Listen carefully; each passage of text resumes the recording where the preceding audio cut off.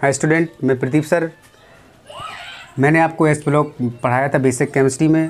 अब जब भी ये बात कहो तब इधर देखो। अच्छा। इसके बाद जब शुरू करो तब बोलो। ठीक है। हाय स्टूडेंट, मैं प्रदीप सर। मैंने आप लोगों को एस ब्लॉक एलिमेंट पढ़ाया था बेसिक केमिस्ट्री में। एस ब्लॉक एलिमेंट पढ़ाया था। पी ब्लॉक अभी मैं पढ़ा दूंगा आपको। मैंने कहा था सारे ब्लॉक में पढ़ाऊंगा। बेसिक केमिस्ट्री में गौर करें, इसके ऊपर बहुत इंटरेस्टिंग रहेगा आपके लिए और समझ में आएगा। इससे आपको इनऑर्गेनिक केमिस्ट्री बहुत सरल हो जाएगी। सारे अगर आप चारों ब्लॉक पढ़ लेते हैं तो चारों ब्लॉक पढ़ने के बाद इनऑर्गेनिक केमिस्ट्री में आपको बहुत आसानी हो जाएगी। देखते हैं पी ब्लॉक को। ये लिखा पी ब्लॉक। आज इसको पूरा ख़त्म कर देंगे पी ब्लॉक को। ये पी ब्लॉक लिखा। पी ब्लॉक आवर्त सारणी में पी ब्लॉक को कहाँ स्थान दिया गया है आप लोगों को पता है।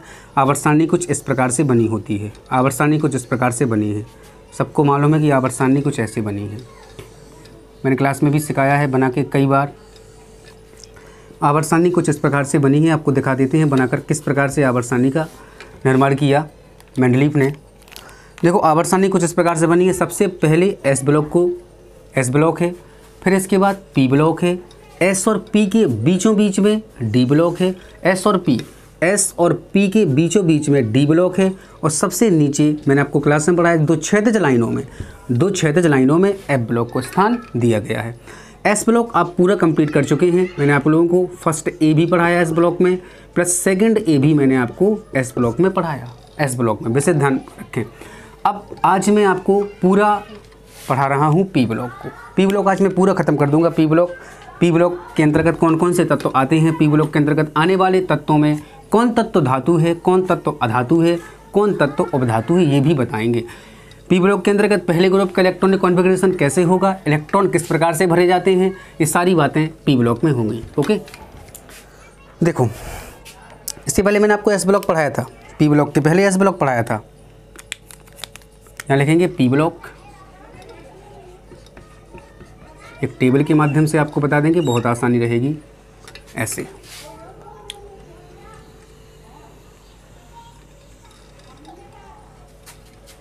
कॉपी में ऐसे बना लीजिएगा आप लोग, सब लोग।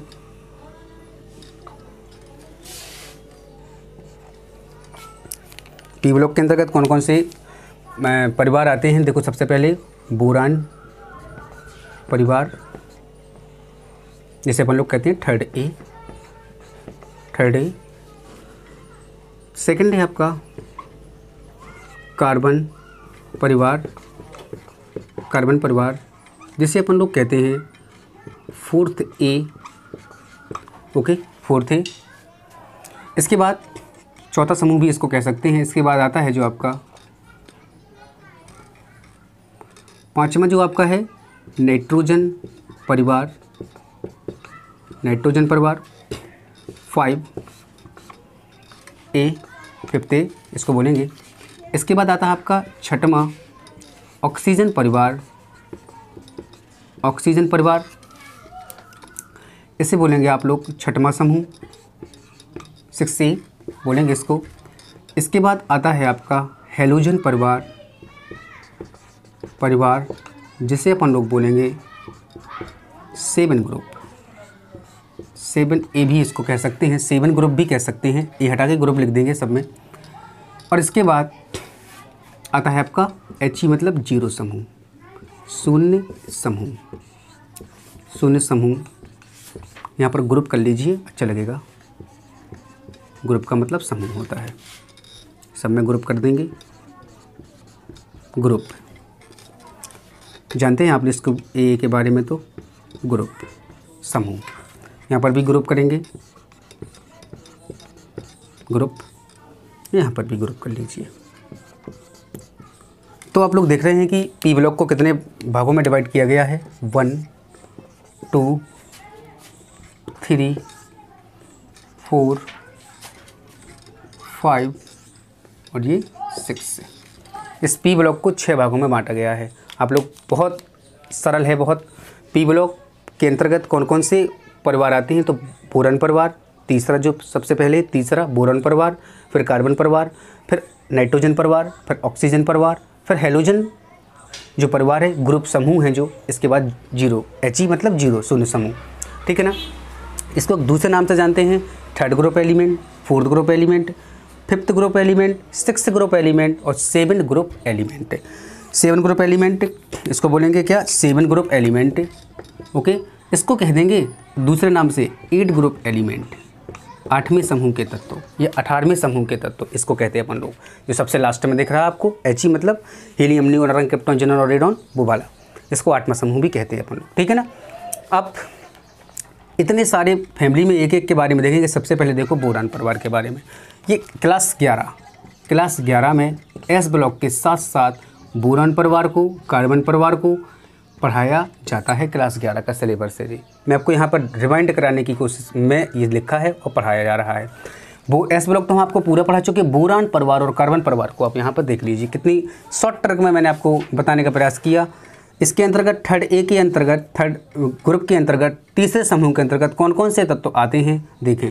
बोरॉन, एल्यूमिनियम, गैलियम, इंडियम और थैलियम। तीसरे समूह के अंतर्गत बोरॉन, एल्यूमिनियम, गैलियम, इंडियम और थैलियम के तत्व आते हैं, ठीक है ना।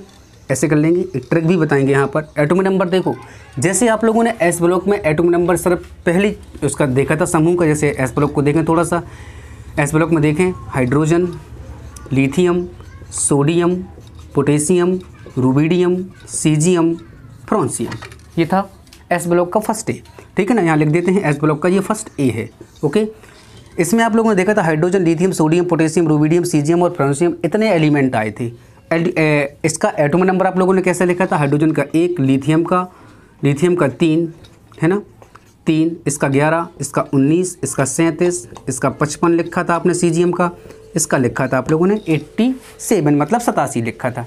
सेकंड ग्रुप का आप लोगों ने अपने आप सीख गए थे। जैसे सेकंड ग्रुप के अंतर्गत, सेकंड ए के अंतर्गत कौन कौन से एलिमेंट आए थे, beryllium, magnesium, calcium, strontium, barium और रेडियम, ये एलिमेंट आए थे सेकंड ग्रुप के अंतर्गत। मैंने कहा था कि इस हाइड्रोजन को छोड़कर सबसे छोटा एलिमेंट है, ठीक है ना, परमाणु क्रमांक 1 है, आवर्त सारणी में इसका कोई निश्चित स्थान भी नहीं है। इसको छोड़कर एक एक एटॉमिक नंबर बढ़ा देंगे, दूसरे समूह का एटॉमिक नंबर ऑटोमेटिकली पता चल जाएगा। लिथियम का जैसे 3 तो यहाँ पर, बेरिलियम का 4, इसका 11 तो यहाँ पर 12, मैग्नीशियम का 19 तो यहाँ पर 20, सब में ऐसे बढ़ाते जाना है, दूसरे समूह के एटॉमिक नंबर ऑटोमेटिकली निकल आएंगे। जस्ट बिल्कुल उसी प्रकार से आपको किस में सीखना है, उसी प्रकार से सीखना है पी ब्लॉक में। पी ब्लॉक में सिर्फ तीसरे समूह के परमाणु क्रमांकों का आप याद कर लेते हैं। 2-3 के आपको वैसे तो याद हैं नॉर्मल तरीके से, 2-3 के परमाणु क्रमांक ऐसे याद कर लेते हैं, फिर ऐसे बढ़ाते जाना है, ऑटोमेटिकली सबके परमाणु क्रमांक बन जाएंगे। जैसे बोरॉन का परमाणु क्रमांक कितना है, 5 है। बोरॉन का परमाणु क्रमांक 5 आपको पता है। एल्यूमिनियम का 13, 1 से 30 तक तो सबको मालूम है ही है।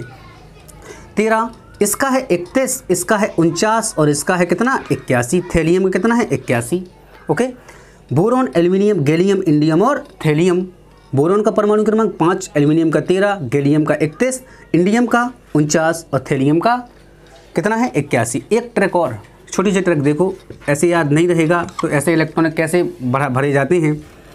पहली कक्षा में कितना, मतलब ऐसे तरीके से KLM मैंने आपको बताया था, KLMNO के अनुसार वो तो इलेक्ट्रॉन भरने का क्रम है, और वैसे भी आप लोग भर सकते 2, 8, 18, 18, 32 करके इलेक्ट्रॉनों को डाल सकते हैं इस तरीके से, नहीं तो ऐसे याद कर लेंगे। इसके गैलियम का 31 ये बार याद करना है, और इनका इंडियम का 49, थैलियम का 81, 3 को याद करना है, सिर्फ तीसरे समूह में 3 को, बकाया सब में बढ़ाते जाना, बस तत्व भर आपको याद होंगे, परमाणु क्रमांक अपने आप भी बिल्कुल बन जाएंगे। अब इसको देखो ट्रिक, इसको याद कैसे कर लेंगे भाई, इसको याद कर लें, बहुत आसान है। बापू, सब लोगों ने नाम सुना होगा बापू जी का। बापू आ गए इन थाली, समझ रहे हैं ना बात को। बापू आ गए इन थाली, बापू से बोरॉन, आ से एल्यूमिनियम, गए से गैलियम, इन से इंडियम, थाली से थैलियम। बापू आ गए इन थाली, बोरान, एल्यूमिनियम, गैलियम, इंडियम और थैलियम। फिर एक बार देखो, बापू आ गए इन थाली, बोरॉन, एल्यूमिनियम, गैलियम, इंडियम और थैलियम। ये देखो, इसकी ट्रिक, इस ट्रिक के माध्यम से आप लोग बड़े आराम से याद कर सकते हैं। अब एक यहाँ पर दिमाग में एक क्वेश्चन आता है कि इन्हें तीसरे समूह के तत्व क्यों कहते हैं, इसका रीजन क्या है, इन्हें तीसरे समूह के तत्व क्यों कहते हैं, इसका कारण क्या हो सकता है। इन्हें तीसरे समूह के तत्व इसलिए कहते हैं क्योंकि इनकी बाह्यतम कक्षा में 3 इलेक्ट्रॉन प्रवेश करते हैं। अब वो तुम कहो कि वो सब कैसे प्रवेश करते हैं, तो इलेक्ट्रॉनिक विन्यास करके हम इनकी बाह्यतम कक्षा में 3 इलेक्ट्रॉन डालेंगे। कैसे डालेंगे वो देखो जरा। जैसे बोरोन का परमाणु क्रमांक कितना है, 5 है बोरोन का परमाणु क्रमांक, 2,8 कितना डालेंगे 2, 5 तो परमाणु क्रमांक है ये, 2,3 बाध्यम कक्षा में कितने इलेक्ट्रॉन, 3 इलेक्ट्रॉन। इससे स्पष्ट होता है कि बोरोन तीसरे समूह का तत्व है, तीसरे समूह का एलिमेंट है। अभी भी विश्वास नहीं हो रहा, एल्यूमिनियम को देखो कर एल्यूमिनियम का परमाणु क्रमांक कितना, 13 इलेक्ट्रॉनिक विन्यास करो, 2,8,3 8 और 2 10 और 3 13। एल्यूमिनियम की बाध्यम कक्षा में भी 3 इलेक्ट्रॉन प्रवेश किए। इससे इस बात की पुष्टि होती है कि एल्यूमिनियम भी तीसरे समूह का तत्व होगा। अभी भी ये नहीं हो रहा तो देखो गैलियम को देख लो करके, Ga बराबर कितना 31 है ना, 31। इसको देखो 2,8 है। देखो ऐसे क्यों इलेक्ट्रॉन हम भर रहे हैं, मैंने आपको पिछले वीडियो में पढ़ाया है, क्योंकि 4 कक्षाएं होती K L M N और O, 5 सेल होती 5G। K में 2 इलेक्ट्रॉन डाल सकते, L में 8 डाल सकते, M में 18 डाल सकते, N में 32 डाल सकते, और O में अगर बहुत ही बड़ा एटॉमिक नंबर है तो लगभग हम 50 इलेक्ट्रॉनों को गेन करा सकते हैं, प्रवेश करा सकते हैं, ठीक है ना। इस रूल के अकॉर्डिंग हम इलेक्ट्रॉनिक विन्यास कर रहे हैं, और रूल नहीं है तो इलेक्ट्रॉनिक विन्यास भी नहीं कर पाएंगे। अब देखो गैलियम को 2,8,18 डालेंगे नहीं डालेंगे, 8 और 2 10 18 28 हो गया, 28 और 3 कितना होता, 28 3 31 होता, 28 2 30 1 31। इसकी बात हम कक्षा में देखो 3 इलेक्ट्रॉन है, तो इससे भी इस बात की पुष्टि होती है कि गैलियम भी थर्ड ग्रुप एलिमेंट होगा, है ना। पी ब्लॉक का है, पी ब्लॉक का में इसको रखा गया बोरॉन परिवार को, लेकिन इसकी बात हम कक्षा में 3 इलेक्ट्रॉन जा रहे हैं, इसलिए इसको थर्ड ग्रुप एलिमेंट अपन लोग कहते हैं। ये बोरॉन परिवार हो गया। अब कुछ क्वेश्चन इसके ऊपर आते हैं, वो क्वेश्चन देख लो, यहाँ बता देते हैं क्वेश्चन। जैसे देखो एल्यूमिनियम बहुत आप लोगों ने सुना होगा, इसके उपयोग ऐसे अयस्क बनाने में बहुत ज़्यादा किया जाता है। एल्यूमिनियम की तार बनाने में इसका उपयोग, एल्यूमिनियम का बहुत उपयोग किया जाता है। तार जो बने होते हैं एल्यूमिनियम के बने होते हैं, ये सारे चीज़ें। अब देखो ये रेडियो एक्टिव है, एक प्रकार का थैलियम एक रेडियो एक्टिव एलिमेंट है, लास्ट में है पी ब्लॉक, इस बोरॉन परिवार के रेडियो एक्टिव एलिमेंट होगा। ओके, अब इसके आगे नेक्स्ट है बोरॉन परिवार के आगे, देखो बोरॉन परिवार के आगे ये देखो हो गया, ये वाला तीसरा हो गया। अब चौथा देखो बोरॉन परिवार के आगे कौन सा है, चौथा फोर्थ समूह को देखो, इस वाले को बता देते हैं। इसके अंतर्गत carbon silicon germanium, carbon silicon germanium Ge, carbon silicon germanium, tin, lead, PD lead, PB sorry PB lead. अब इसको देखो जरा भाई, वही वाली कितना माना था बोरॉन का परमाणु क्रमांक 5 था, तो इसका कितना हो जाएगा 6 ऑटोमेटिकली। एल्यूमिनियम कितना था 13, तो इसका कितना हो जाएगा 14। कितना था वहाँ पर गैलियम का, कितना था देखो एक बार फिर लिख के बता देते हैं। बोरॉन, एल्यूमिनियम, गैलियम, इंडियम और थैलियम। इसको बिल्कुल लिखना है बार बार, जितना लिखोगे बार बार उतना आपको बनेगा। 5 13 31, कितना था 31 के बाद 49, कितना था 81। बस इसी के बेस पर करना है अपन को। 6 हो गया, इसका 13 था 14 हो गया, गैलियम का 31 था कितना हो गया साहब, जर्मेनियम का 32 हो गया, 49 था, टिन का कितना हो गया 50। टिन का एटॉमिक नंबर बहुत भूलता है लोगों को, विकल्प में भी आता है। टिन का परमाणु क्रमांक कितना होगा, टिन का मतलब होता है SN, ठीक है ना, 50 होता है इसका। और थैलियम का यहाँ पर 81 था, तो यहाँ पर लेटर कितना हो जाएगा 82। ये भी बहुत क्वेश्चन आता है इंटरमीडिएट में क्वेश्चन बनकर कि लेट का एटॉमिक नंबर कितना हो जाएगा, तो लेट का कितना होता है 82 होता है लेट का, ठीक है ना। अब इस प्रकार से हर में सिस्टम चलेगा बिल्कुल। अब देखो भाई इसमें भी देख लो, एक ट्रिक है अपने पास, उस ट्रिक के माध्यम से इसको याद कर सकते हैं, कभी भूल भी नहीं पाएगा आपको, कभी नहीं भूल पाएगा, ये तो गारंटी इस चीज़ की है। इस ट्रिक के माध्यम से कैसे याद कर लेंगे। अब देखो चौथे ग्रुप में इतने तत्व आते हैं 1 2 3 4 5 तत्व आते हैं। इनको कैसे अब दिमाग में हमेशा बना के रखें, दिमाग में हमेशा बने रहें, दिमाग से कभी निकले नहीं बाहर। इस ट्रिक के माध्यम से आप लोग देख सकते हैं, विश्वास है मुझे ये कि आप कभी इसको नहीं भूल पाएंगे अगर इस तरीके से याद किया आप लोगों ने तो। जैसे कार्बन, तो काशी, सब लोग काशी भी जाते हैं, मालूम है ना आपको, है ना।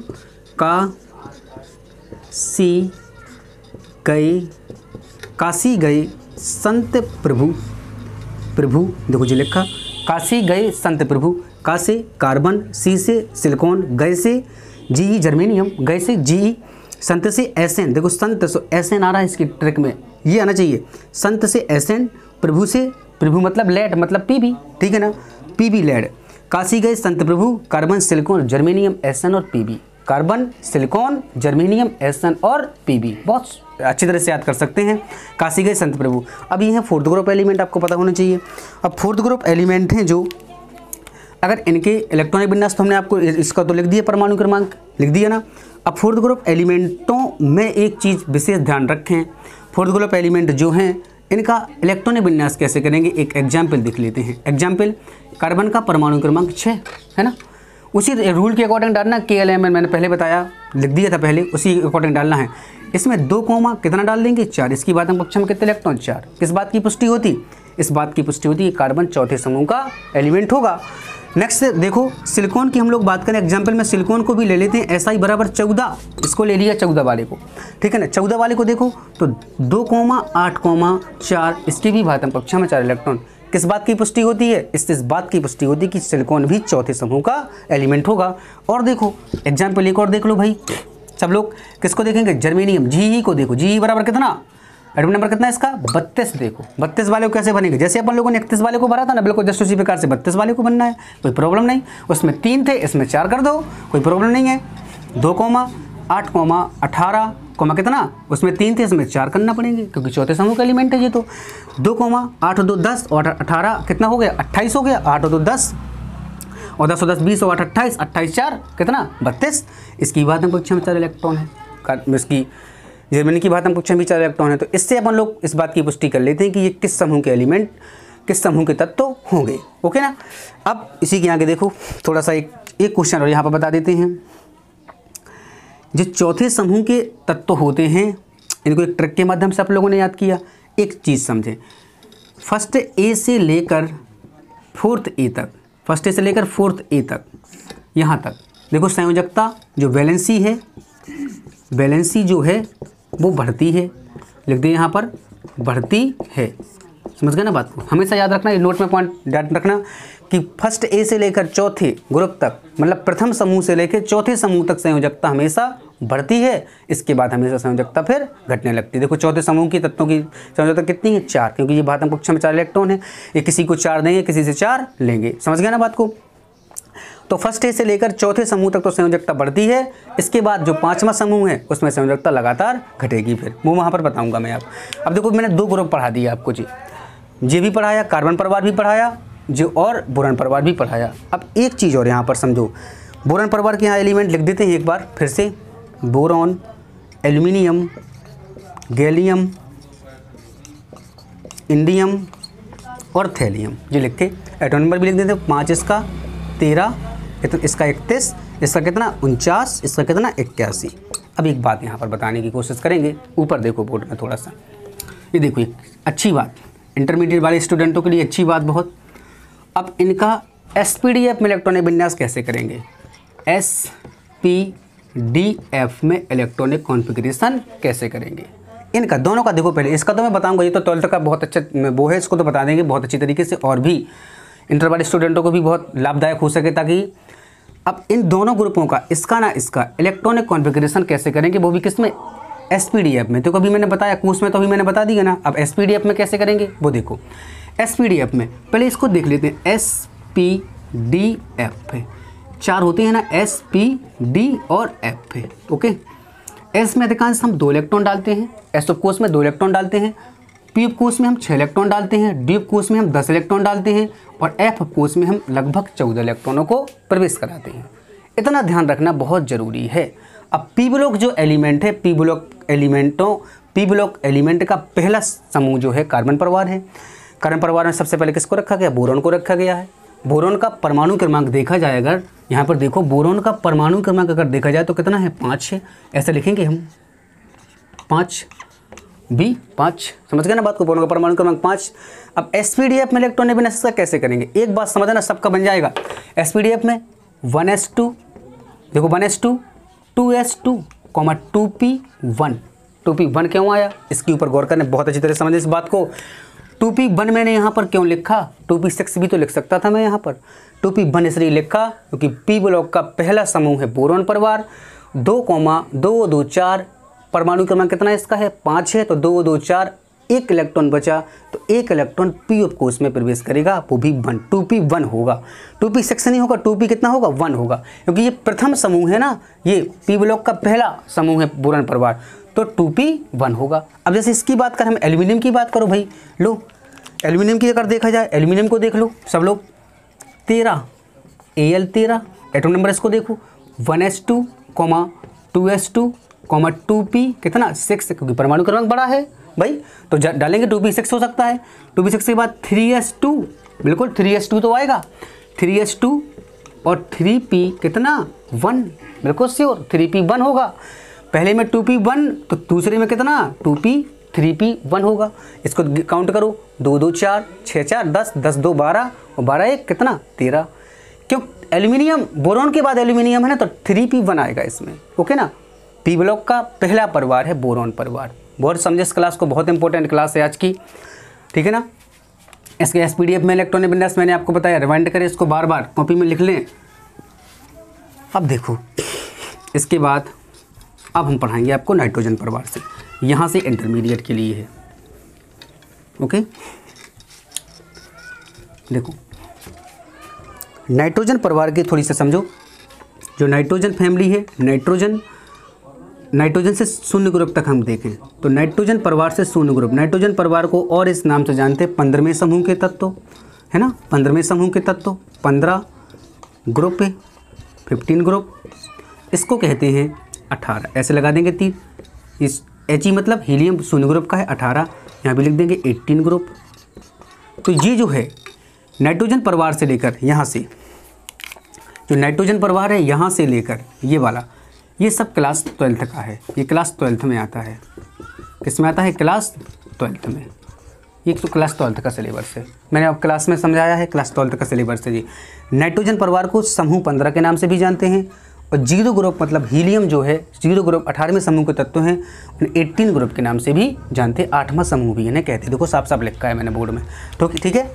अब नाइट्रोजन परिवार के अंतर्गत कौन कौन से एलिमेंट आते हैं इनको देखो जरा। अब इसमें बताऊंगा कौन धातु होगा कौन उपधातु होगा। देखो नाइट्रोजन परिवार जो 5वां समूह है, इसके अंतर्गत nitrogen, phosphorus, arsenic, antimony, Sb और बिस्मिथ आदि एलिमेंट आते हैं, ठीक है ना। नाइट्रोजन बस परमाणु क्रमांक तो वही क्रम रहेगा बराबर, परमाणु क्रमांक तो कभी वो नहीं हो सकता है, भूले परमाणु क्रमांक। इसके पीछे वाला समूह तुरंत लिखो, इसके पीछे वाला समूह कौन सा था, कार्बन, सिलिकॉन, जर्मेनियम, Sn और Pb। अगर आपको आगे वाले का एटॉमिक नंबर भूल रहा तो पीछे वाले को तुरंत लिख लो, ठीक है ना। इसका 6, इसका कितना 14, इसका कितना था 32, इसका कितना था 50, इसका कितना था 82 था भाई, ठीक है ना। 6 परमाणु क्रमांक कार्बन का 6 तो बढ़ेगा ना, क्योंकि बढ़ रहा है लगातार। यहाँ से भाई बाएं से दाएं जाने पर परमाणु क्रमांकों में क्या हो रही, वृद्धि हो रही है। तो 6, इसका कितना है 7, सिलिकॉन का 14 तो कितना हो जाएगा 15, इसका हो जाएगा भाई। एक 32 था तो कितना होगा इसका, आर्सेनिक का 33, इसका Sn मतलब 10 का था 50, तो Sb का हो जाएगा 51 ऑटोमेटिकली। Pb का लेड मतलब का था 82, तो इसका कितना होगा 83 हो जाएगा, बिस्मिथ का 83, है ना।